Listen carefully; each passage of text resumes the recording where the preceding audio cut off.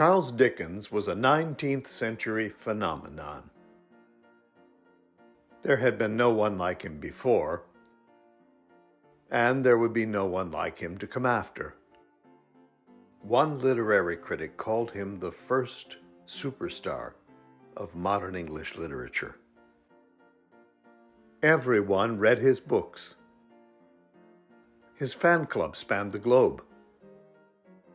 Not just a best-selling author of 15 novels, 5 novellas, hundreds of short stories and nonfiction articles, Dickens, as an activist, campaigned tirelessly for children's rights, for education, and for reforms in several 19th century social policies. In his ability to entertain and move his audiences with his melodramatic plots and vivid characters, he was what might be called himself a character, not unlike those he described in his fiction. But Dickens was more than a best-selling author. He was a performer, his flair and skill for the dramatic on display in nearly 500 public performances that he gave of his works. These staged readings, as they were called, moved grown men to tears and caused some in the audience to faint from emotional exhaustion.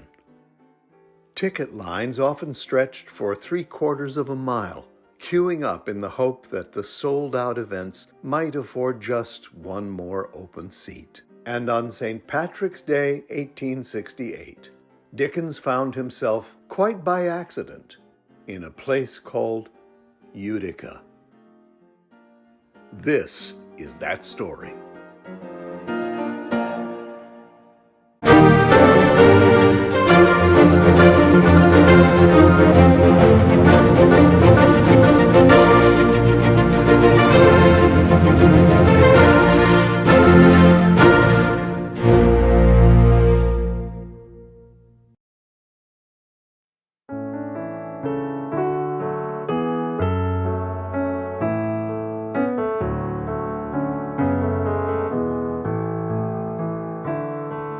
The winter of 1868 was bitterly cold.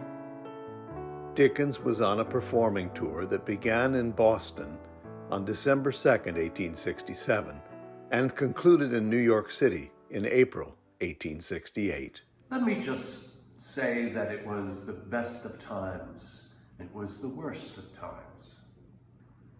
Permit me to sketch the latter first, so that we may come round and end on a happier note. I contracted a severe respiratory illness, my true American catarrh. Mercifully, generous doses of laudanum, as well as the availability of brandy and other spirits, kept the vocal apparatus functioning. And the weather, upon my word, the winter was abysmal. Snow measured, not by the inch, but by the foot. An ice jam which caused the river called the Mohawk to overflow its banks. Dickens' unintended weather-related overnight stay in Utica came halfway through his 5-month performing tour. But this was not his first experience of America. On Dickens' first tour, 26 years earlier, in the winter of 1842, the author had celebrated his 30th birthday. Already popular and a celebrity on both sides of the Atlantic, his 1842 journey to America was something of a fact-finding tour, a personal, up-close observation of American life.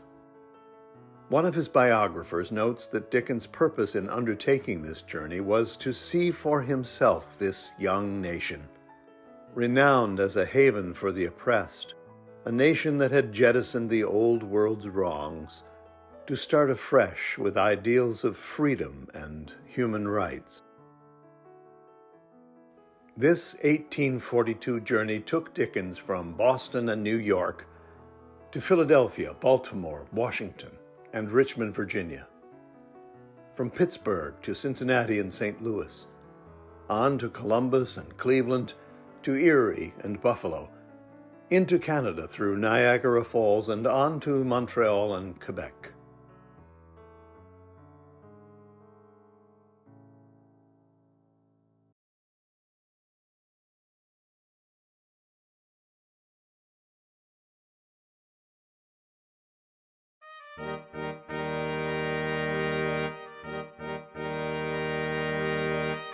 Dickens was nearly giddy upon his arrival in Boston, and Americans were just as giddy to greet such a celebrity.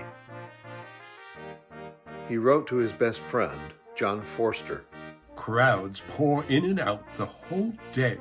People line the streets when I go out, cheering when I went to the theater. Welcomes of all kinds. Balls, dinners, assemblies without end."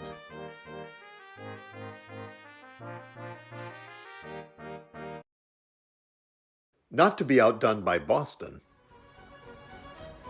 New Yorkers threw a welcome ball with flags, flowers, festoons, wreaths, chandeliers with golden ropes, and a giant portrait of Dickens under a bald eagle. 3,000 guests consumed 1,000 pounds of ham, 150 pounds of tongue, 38,000 stewed and pickled oysters, and 4,000 candy kisses. If I should live to grow old, the scenes of this and other evenings will shine as brightly to my dull eyes 50 years hence as now. But the infatuation was not to last. After leaving Richmond, the city that was to become the capital of the Confederacy just 2 short decades later, Dickens wrote to a friend in England, "My heart is lightened as if a great load had been taken from it. When I think that we are turning our backs on this accursed and detested system, I really don't think I could have borne it any longer. It is all very well to say, be silent on the subject. They won't let you be silent. They will ask you what you think of it, and will expatiate on slavery as if it were one of the greatest blessings of mankind." Beyond the horrors of slavery, there were other noisome features of American life and politics. Dickens found the institutions of America lacking, and Americans themselves crude and ill-mannered. And even the overbearing attention lavished upon him began to grate. "I am so enclosed and hemmed about with people that I am exhausted from want of air. I go to church for quiet, and there is a violent rush to the neighborhood of the pew I sit in. I take my seat in a railroad car, and the very conductor won't leave me alone. I can't drink a glass of water without having 100 people looking down my throat." One Dickens critic notes that Dickens was repulsed by Americans' lack of table manners, especially by the odious practice of spitting tobacco. He found Americans vulgar and insensitive, braggarts, hypocrites, and acquisitive beyond all imagining. "I never knew what it was to feel disgust and contempt till I traveled in America." Dickens' persistent railing against the outright theft of his work and lack of success in advocacy for international copyright protections in law, as well as his inability to mask his contempt for all things American, caused a popular backlash, with newspapers mocking him as foppish and calling him out as no gentleman, a contemptible cockney, a mere mercenary scoundrel, and a penny-a-line loafer.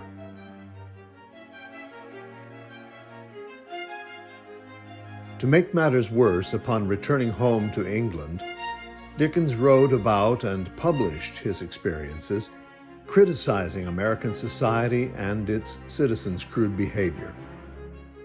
His novel, Martin Chuzzlewit, skewered the kinds of selfishness and greed that he'd seen on display there. The publication of Chuzzlewit, ironically one of Dickens' better novels, was met not only with contempt in America, but with abysmal sales back home in England. Desperate to pay off his mounting debts, brought about in part by the novel's failure, Dickens set to work on a story of just 45,000 words. A story that attempted to clear the bad taste of his screed against greed and selfishness, and to promote the values of kindness and generosity. A work that was to be called A Christmas Carol.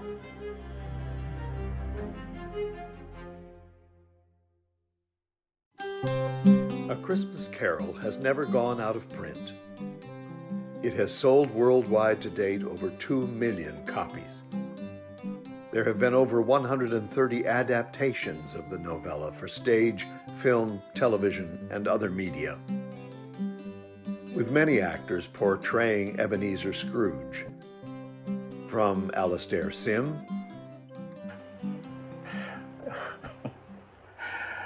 I haven't taken leave of my senses, Bob. I've come to them. From now on, I want to try to help you to raise that family of yours. If you'll let me. to Michael Horndon. At this festive season of the year, Mr. Scrooge, it is more than usually desirable that we should make provision for the poor and destitute. Are there no prisons? Oh, plenty of prisons. And the union workhouses, are they still in operation? They are. I wish I could say that they were not. The treadmill and the poor law are in full vigor still then? Both very busy, sir. I was afraid from what you said that something must have occurred to stop them in their useful course. To George C. Scott.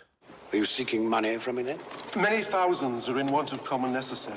Hundreds of thousands are in want of common comforts. A few of us are endeavoring to raise a fund to buy the poor some meat and drink, and food and warmth. Oh, what can we put you down for, sir? Nothing.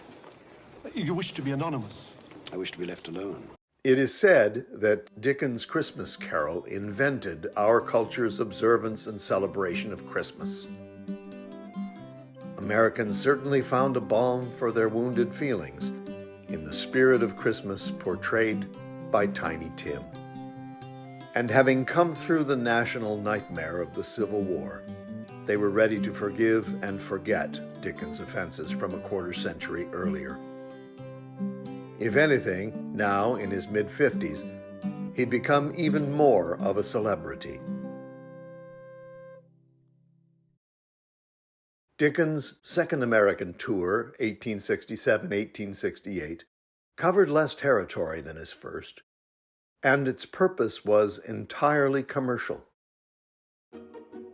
Dickens was in America to do readings, paid performances of his works. Although his original plan was to go farther west to Chicago, ticket sales in the East were so brisk that, in light of the strain of the work and travel, and the prospect of exceeding the profit goal with fewer readings, Dickens and his entourage determined to truncate the itinerary and make an early end of it.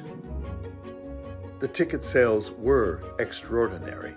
You may get an idea of the staff's work by what is in hand now. They are preparing 6,000 tickets for Philadelphia and 8,000 tickets for Brooklyn. The moment those are done, another 8,000 tickets will be wanted for Baltimore, and probably another 6,000 for Washington.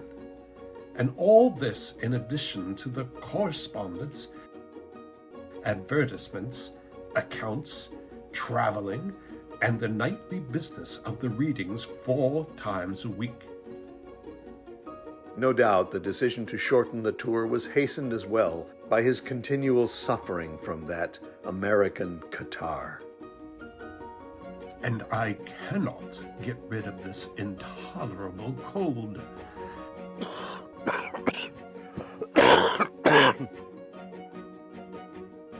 my landlord invented for me a drink of brandy, rum, and snow, and called it a Rocky Mountain sneezer, and said it was to put down all less effectual sneezing.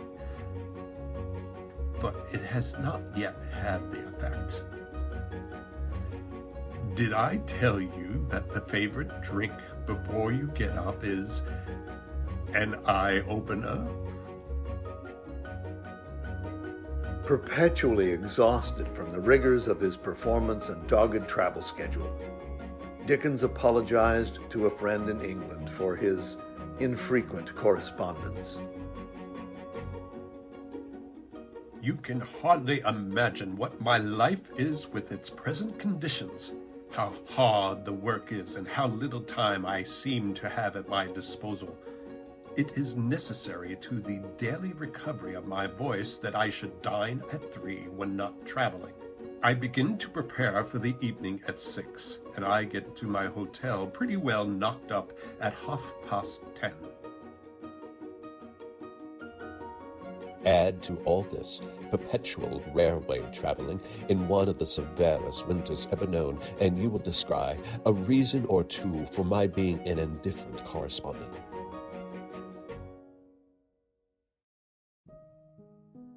At Buffalo, Dickens read at St. James Hall. Most charming halls in these places, excellent for sight and sound, almost invariably built as theaters, with stage, scenery, and good dressing rooms. Audience seated to perfection, every seat always separate. Excellent doorways and passages, and brilliant light. My screen up in front of the drop curtain, and the most delicate touches will tell anywhere. And while in Western New York, just as he had done 25 years earlier, he made the side trip to take in, once again, the magnificent falls of Niagara. Niagara was at once stamped upon my heart. The first effect of this tremendous spectacle on me was peace of mind, great thoughts of eternal rest and happiness. From there it was on to Rochester, from which he wrote prophetically about what was to befall him, 130 miles to the east in the Mohawk Valley. There is a great deal of water out between Rochester and New York, and traveling is very uncertain, as I fear we may find tomorrow.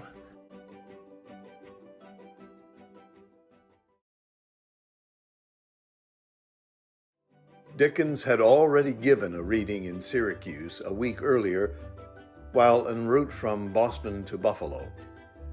He was underwhelmed by Syracuse. Syracuse is an out-of-the-world place, which looks like it had begun to be built yesterday, and were going to be imperfectly knocked together with a nail or two the day after tomorrow.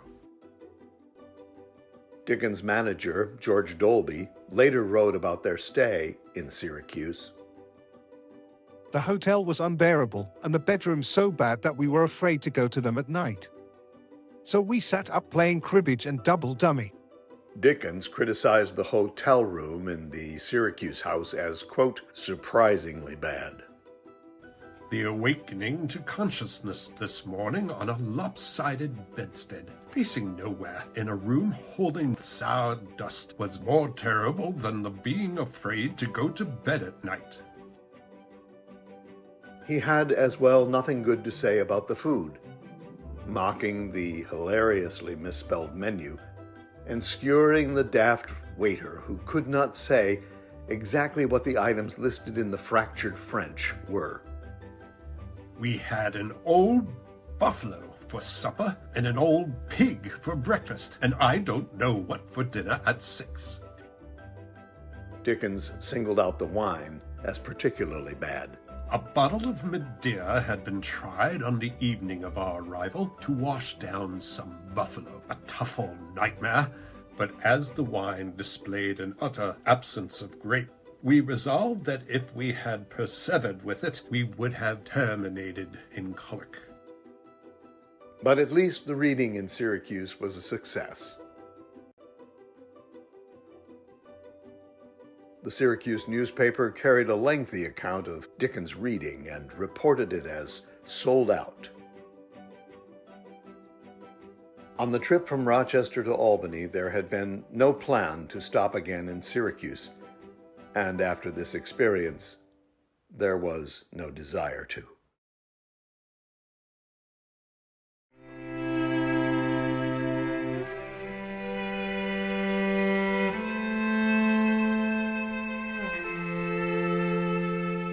Last Sunday evening, I left the Falls of Niagara for Rochester. The plan was to make the 220-mile train trip directly to Albany from Rochester.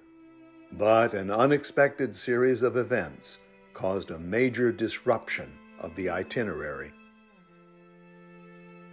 In the words of Dickens' own correspondence, as there was a great thaw, and the melted snow was swelling all the rivers, the whole country for 300 miles was flooded. On the Tuesday afternoon, the train gave in and stopped at a place called Utica. A letter that was written by Dickens from Albany 2 days after his night in Utica expresses his frustration at the great inconvenience and the threat to plan performances forced upon him by the ice jam at Ilion that caused the Mohawk River to overflow its banks. But in this letter his mood soon turns warmer as Dickens expresses his pleasure for the fine service that he received in Utica. More fortunate than some of his fellow passengers, Dickens was to find a room there for the night. Despite his illness and fatigue, Dickens must have found himself fit enough to sprint on ahead of the others the short distance from the railroad station, less than a block from Bagg Square, because he writes, I was fortunate enough to get a bedroom.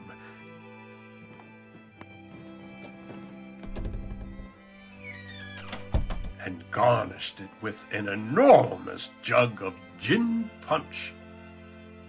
His health caused his appetite to suffer as well, and Dickens' consumption of significant quantities of alcohol represented a dubious cure for his malady. He had earlier described the state of his digestion. I cannot eat to anything like the necessary extent. I do not eat more than half a pound of solid food in the whole 24 hours, if so much. Dickens must have gone out immediately to Genesee Street to seek food and drink, because his brief description of Utica consists of one sentence. The greater part of the place was under water, while the high and dry part could produce nothing particular to eat.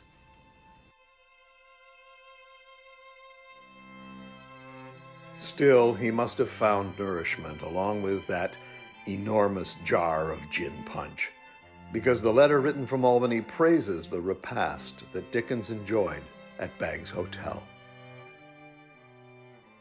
All told, Dickens spent a mere 18 hours in this city. Some reports have him roaming Genesee Street and doing a spot of window shopping. Not at all unlikely, as Dickens was accustomed to walking 12 to 20 miles a day in London, peering into shops, especially those of booksellers.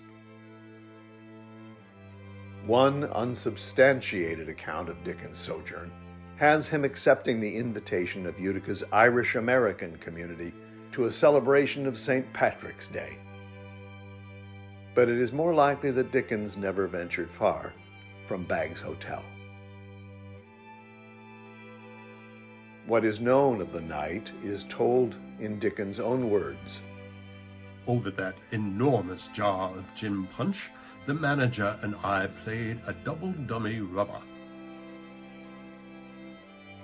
What else is known is that the clerk at Baggs Hotel was energetic about pointing out to any and everyone for days to come thereabouts the signature of that night's famous guest in the hotel register, next to which, under the column-headed destination, Dickens simply entered England.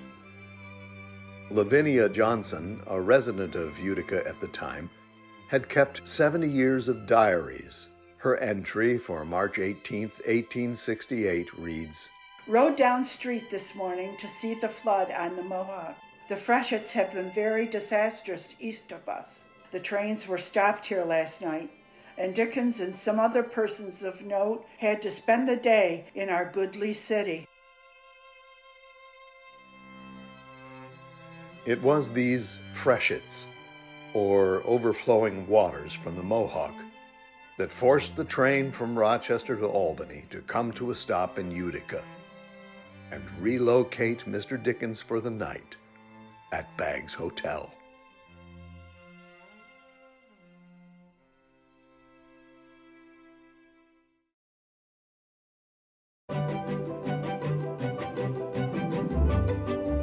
The weather on the morning of March 18th, 1868, offered a ray of hope along with the sunshine.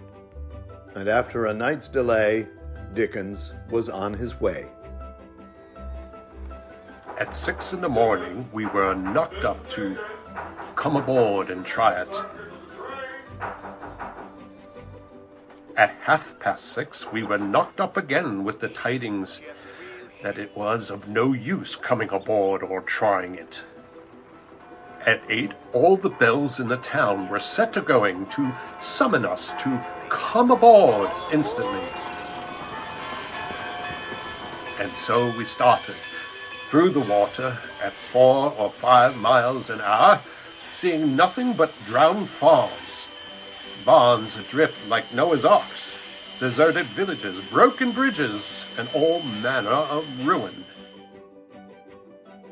I was to read at Albany that night, and all the tickets were sold. A very active superintendent of works assured me that if I could be got along, as they were fond of saying in American English, he was the man to get me along. He then turned on 100 men in 7-league boots who went ahead of the train, each armed with a long pole and pushing the blocks of ice away. You may conceive what the flood was when I hint at the 2 most notable incidents of our journey. First, we took the passengers out of 2 trains who had been in the water, immovable all night and all the previous day. Second, we released a large quantity of sheep and cattle that had been in the water, I don't know how long, but so long that the creatures in them had begun to eat each other. Following this cavalcade, we got to land at last, and arrived in time for me to read triumphantly.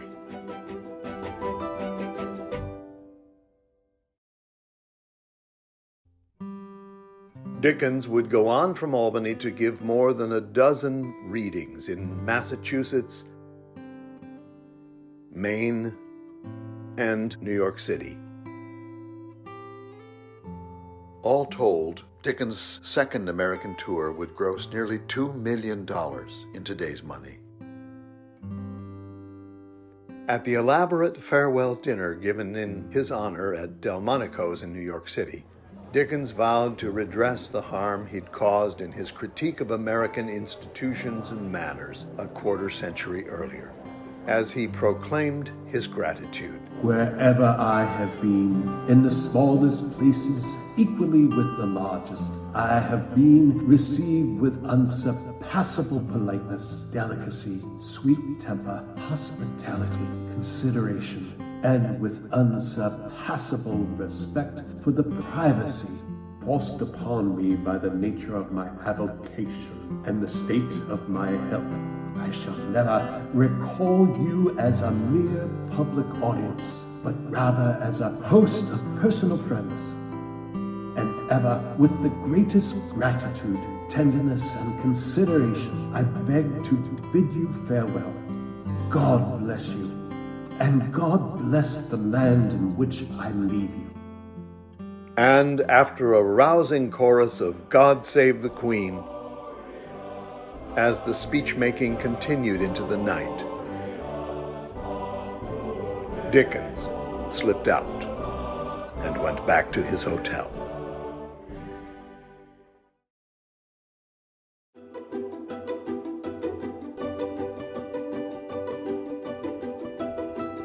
Boston, to New York City, to Buffalo, all the events, 76 of them, were sold out. I tell you, the adulation of the American audiences warmed and nourished my very soul. I do not wish to dwell on the substantial financial aspects of this tour, but it did prove to be a gratifying palliative to the consequences of the lack of international copyright laws and the resultant dearth of remedial options to curtail the vile thievery of those who profited from unauthorized publication and sale of my books. And remember, I knew the pain of poverty firsthand, forced to work as a child as a bootblack in order to support my family when my father, never one to excel at matters of money management, was cast into debtor's prison. Allow me to simply say that our profits exceeded our great expectations. In 1862, your president, Abraham Lincoln, may he rest in peace, proposed and your Congress enacted a general income tax in order to pay the tremendous debt from the Civil War. I learned sometime later that our ship left port and sailed back to England just ahead of those agents sent from the Federal Income Tax Board. But to speak the truth, I feel it is appropriate that the tax burden fall upon those in your country who profited from the sale of my books, with no remuneration to fill my purse.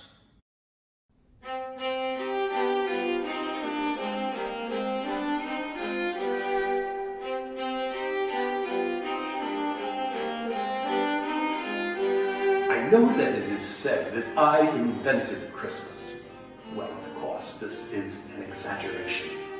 Nevertheless, I do acknowledge the influence of my story, A Christmas Carol, and that its popularity, not just in England, but here in America as well, played a significant role in shifting the focus of the Christmas celebration away from the stiff, churchy observances to the warmth of the family hearth.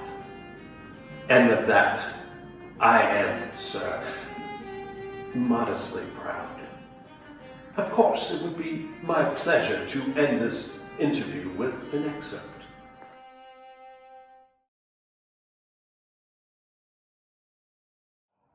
"Will you do me the favor of stepping this way?" said Scrooge, feigning his old voice as best he could.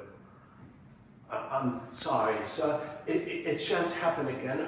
I was making rather merry last night." "I tell you what, my friend, I'm not going to stand for this any longer. And therefore," Scrooge said, jumping up from his chair and giving Bob Cratchit such a dig in the waist that he fell back into the tank, "and therefore, I am about to raise your salary." Bob Cratchit had a mind of knocking Scrooge to the ground and pinning his shoulders to the floor and then calling for help in the courtyard. "What, sir?"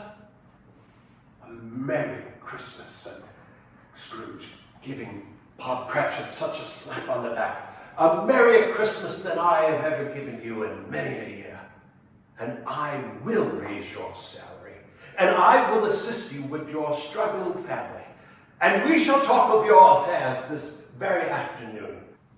Well, Scrooge did it all, and infinitely more. And to Tiny Tim, who did not die, Scrooge became a second father. He became as good a man, a good a friend, a good a master as you would want in the good old city or any other town, city, or borough in the good old world. He did it all and infinitely more. Now, some people laughed to see this alteration in Scrooge, but Scrooge let them laugh. He was wise enough to know that nothing good happened in this world for good, that some people didn't have their share of laughter.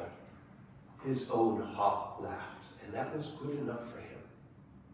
Scrooge never did have another visit from the spirits, as well as far as I know, but it was always said of him that he knew how to keep Christmas well, if anyone had the ability.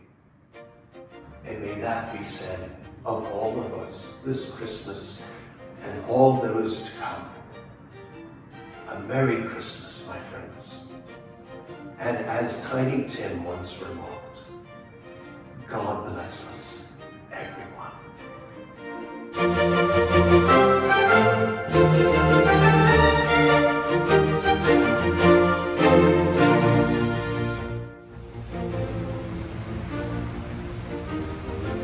My word! To where has Bag's Hotel been removed? Why, I left it right here.